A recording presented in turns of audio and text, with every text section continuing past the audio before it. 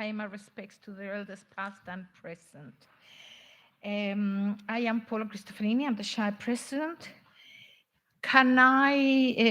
We're going to have a couple of updates, and then it will be open to questions, so if we could leave the questions to the end of the meeting.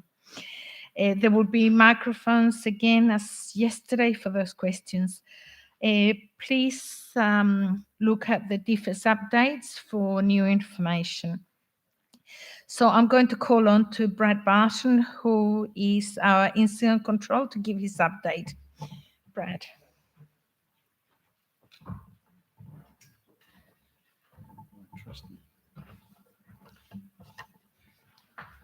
Thanks, Hayden.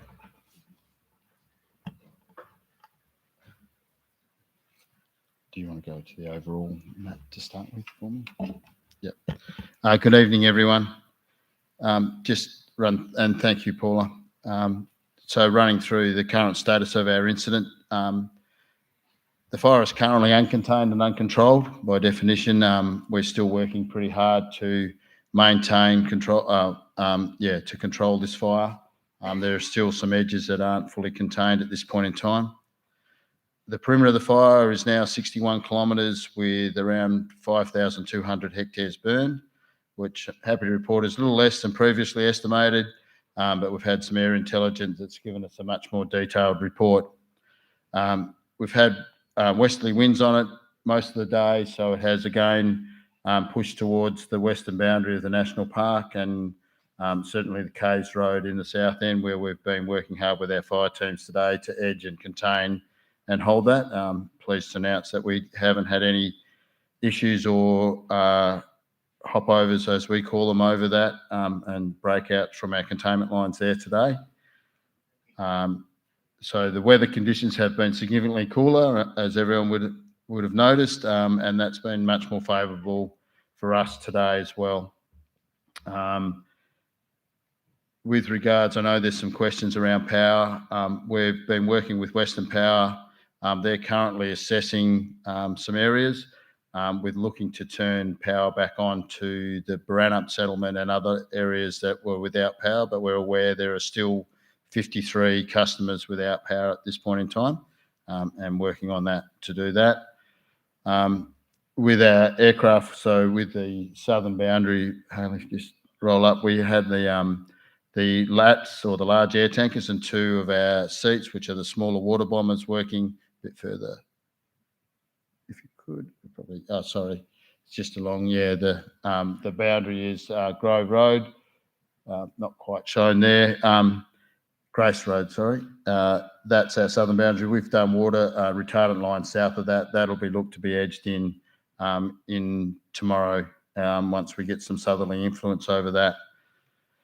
So for numbers on the fire, so we've got 158 firefighters from a range of agencies: Fire and Rescue Services, Volunteer Fire and Rescue Service, Volunteer Fire and Emergency Services, our Bushfire Brigade Services, Parks and Wildlife Service, and the Forest Products Commission on site. And to support them, we have 101 incident management team personnel that are supporting the incident. And then they're arranged from Biodiversity Conservation, Main Roads, WA Police, St John's Ambulance, Shire of Augusta, Margaret River, as well as Marine Rescue and State Emergency Services and Department of Fire Emergency Services are all the agencies involved. So a very multi-agency incident that we're working on. So if we roll to the north now, Harley, so we've done, I've probably jumped the gun on some of this. So we are mopping up that sector to the north now.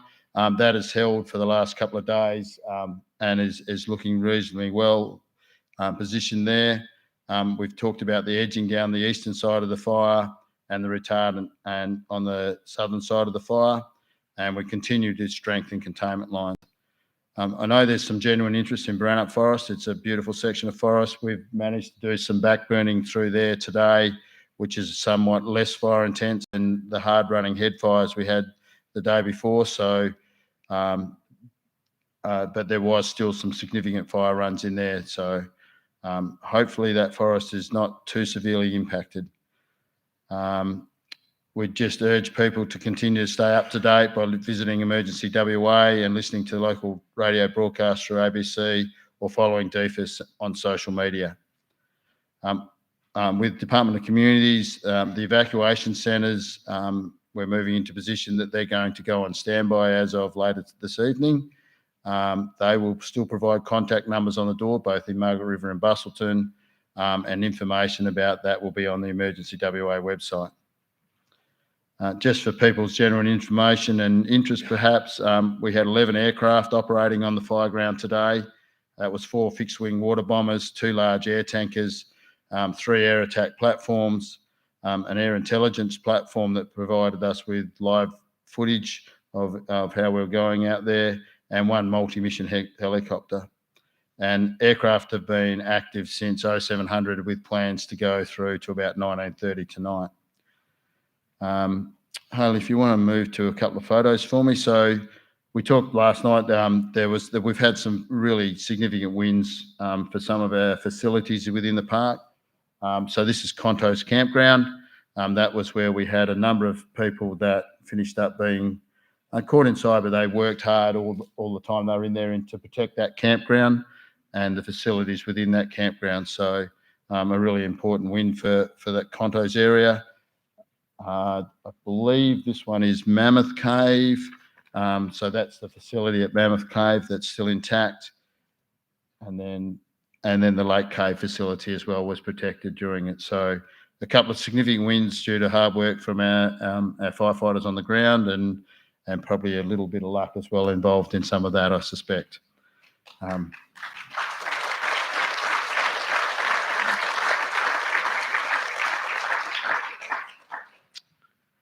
Thank you. I will pass that appreciation on to our firefighters. With regards to access, so our team have been planning today. I know a lot of people have been displaced and unable to get back to the community. I can announce tonight that we have reviewed that and are currently in the process of shifting our vehicle control points back. I don't know if our emergency warnings will also change in relation to some of this. So what I can say, if it's not up, is it up yet, Hayley? Not up yet. So you go to the map with the vehicle warning. So we've brought the vehicle control point on Bustle Highway. So Bustle Highway will remain closed due to smoke influence overnight. So the closure will be from Forest Grove down to Bushby Road, north of Forest Grove Road, out to the edge of the national park, or just short of the edge of the national park. It's going to be open for people to re-access their properties tonight, right through to Redgate. There is a local traffic only rule set for people accessing the Redgate beach area. So we wanted to restrict that access to locals only at this point in time. And we've dragged the Caves Road closure VCP down a little bit lower so that people can get access to their properties. So certainly that northeastern corner of the fire, people are welcome to move back to their properties, no permits required, as from this evening. And to the south, south of Bushby's Road, and in I think it's Carry View, around near Hamlin Bay, and Carradale in that area, those properties are open that were under an emergency warning previously. That is now, and Watch and Act previously, that will be changed and they will be able to access their properties. So there is no, unfortunately for those people in between Forest Grove Road and Bushby Road and out to the National Park and the highway closure, we can't allow access tonight. So I guess for objectives and achievements today, so really we were looking again to continue protection of life and property and community and our responders. For the duration of the incident, I'm pretty comfortable and very confident that that's been achieved. We've been trying to provide timely and accurate alerts. We've tried to time this alert prior to this meeting to make sure people are well aware of where they can access. We've managed to stay within our containment lines that we outlined a number of days ago now. The environmental assets, we're certainly having some liaison there, and the car systems, and also cultural values. We've had Indigenous traditional owners in with us today and looking at their concerns going forward. And then we're very actively moving into the recovery phase now with impact assessment and completing that report, and then looking to assist local government with the recovery phase of the fire. That's me finished for tonight, so we'll hold questions till after. Thanks, Paula.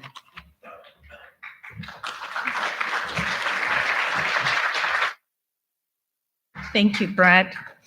Our next update is from Nigel Anderson from the Augusta Margaret River Shire. Thank you, Nigel.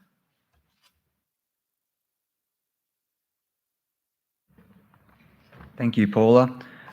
For friends and family who can't attend in person, please be aware the recording's available on the Shire's Facebook, YouTube and website after the meeting. Just some quick points. Animal welfare, if you spot any injured wildlife, please contact Wildcare Helpline on 9474 9055 and you'll be placed in contact with available fauna specialists. Just a note for our agricultural industries, rangers have contacted local agricultural operations in the fire affected area to offer support. Any volunteer opportunities at the moment, we just ask that registered volunteers working with an agency, please contact that agency directly. Donation opportunities, we thank everyone for their concerns and offer of assistance, but no donations of goods are required at our evacuation centres that are on standby. Monetary donations are not currently being accepted. We understand this can be a stressful situation, and for personal support, please contact Crisis Care on 9223 1111, Lifeline 131144, or the Samaritans 135247. Also remind everyone of Mindful Margaret River, and their website as a local mental health resource is mindfulmargaretriver.org.au. Just for those that may be returning back to their place of residence, just some health advice. For instances of fire damaged asbestos, please contact the Shire for information and assistance. There may be ash, debris and residual fire retardant on roofs around the fire zone. So if you suspect fire retardant has entered your water supply, please do not drink or wash in it and contact the Shire. In terms of our community operations, we're glad to announce that the Margaret River Heart operations will continue on as business as usual. Our rec centre, all the basketball courts are closed for the evacuation centre and support crew. The gym, pool and group fitness are still open and operating as per usual. Kids Club before and after school care is continuing as business as usual, and the Lower Western Oval site is currently being used for an incident control centre. Our Davis Road Recycling and Waste Management Facility, due to the active bushfire threat, the Davis Road Recycling Waste Facility is closed until further notice. We are working towards providing temporary alternative facilities for emergency disposal only when it is safe to do so.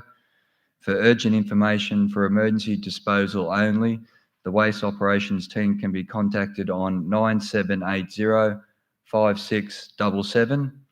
Rural transfer stations are accessible to residents who have access to these facilities via an access card. These facilities are strictly for residential waste and recycling only. Please refer to Emergency WA regarding permission to travel to these localities. Curbside collection services will operate as normal. Some areas affected by the bushfire warnings may experience delays in the collection of their curbside bins. The Shire and the Shire's contractor are working together to service these areas when it is safe to do so. Missed collections can be reported to Cleanaway directly on 089724 6455. Commercial collections with a normal collection day of Friday will be collected on a Saturday. Missed collections in areas not accessible due to road closures will be serviced when the roads are reopened and when safe to do so. In terms of our community events, as mentioned previously, the Yebble renaming event has been rescheduled for the 10th of December and a new date, that was when it was originally scheduled. A new date and time is yet to be confirmed for that renaming event. we are pleased to announce the Tutu Dance Company event that is scheduled for tomorrow. Will continue as planned. I think there's a lot of excited kids and mums and dads to watch that one. Margaret River Community Christmas Carols that's scheduled for 7 p.m. tonight. We're glad to announce that that's going ahead, but instead of being at the Gloucester Park Oval, it'll be at the Margaret River High School starting at 7 p.m. In terms of recovery and impact assessments, we'd just like to let people know you're able to return to homes once the alert levels have dropped, as Brad has mentioned. So please refer to the Emergency WA website for advice. Please be aware the Shire is working with other government agencies in preparing to undertake impact assessment works at the fire site. This will be undertaken once the site is deemed safe to do so. The Shire and all its key partners recognise the fire-affected site has high environmental, cultural and heritage values that will need to be thoroughly assessed as part of informing our future recovery plans for that area. And in terms of incident management, the Shire of Augusta Margaret River, we're just reminding you we're playing a support role in the response.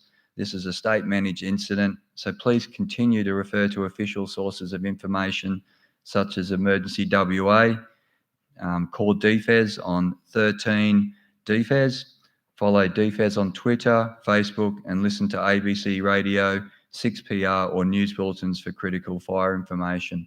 Thank you.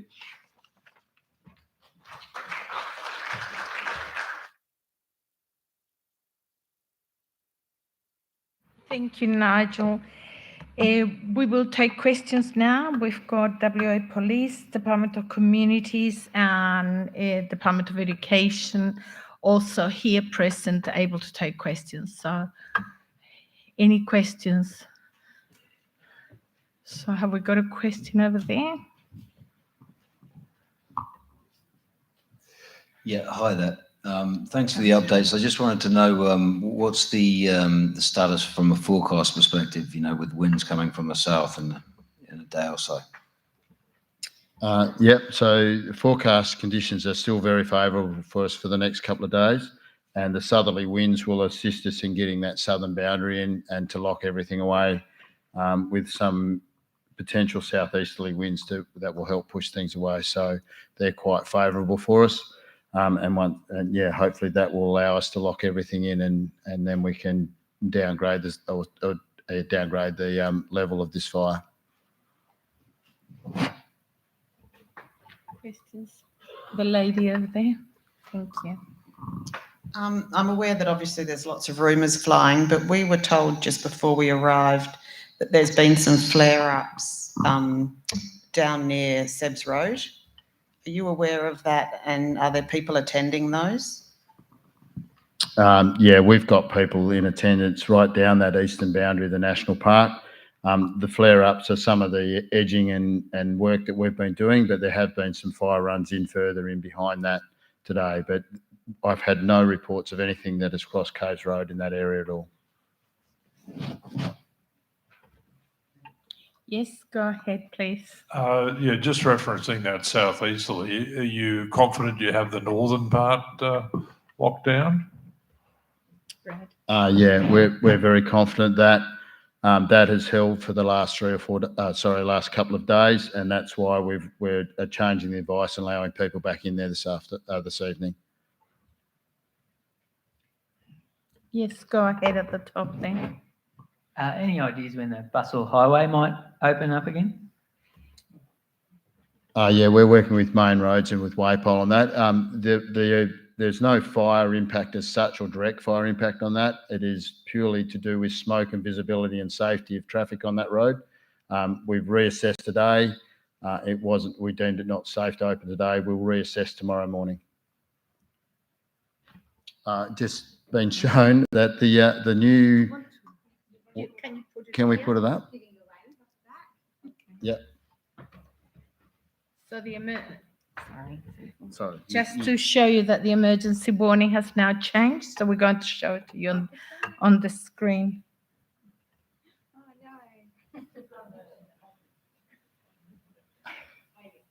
The map. Good, good. I'm building suspense. Have There we go. you got my colour code so I can talk to it, Haley? So we've got the grey is the clear. Yeah, so looking at the map now, so we've just given the all clear in the grey. So on the very north of the warning area, all clear down the south below Hamlin Bay there.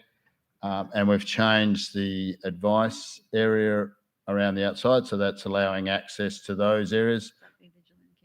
That's be very vigilant on all of this and keep watching Emergency WA if anything changes. And then we've got the Watch and Act area just to the east and south of the emergency warning area in the orange. And then there's the emergency warning area, which really is now almost just covering the fire shade. You're right. Perfect. Thank you, Hayley. Thank you, Hayley, for that. Do we have any other questions? Oh, the gentleman here.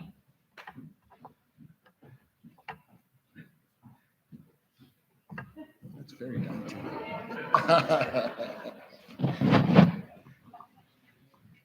I've just got a question with the Western fire break on the coast side.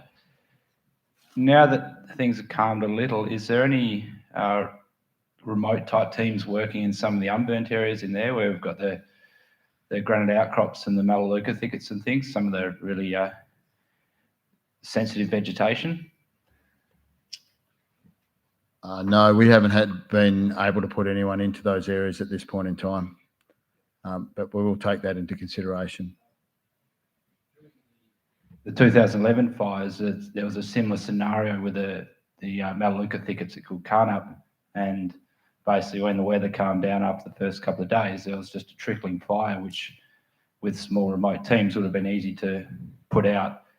And obviously the melaleucas take a lot longer to recover than the colonizer species. So looking at some of the photos I've seen, it's fairly patchwork burn, some of those areas, and there might be chances to actually reduce some of that impact.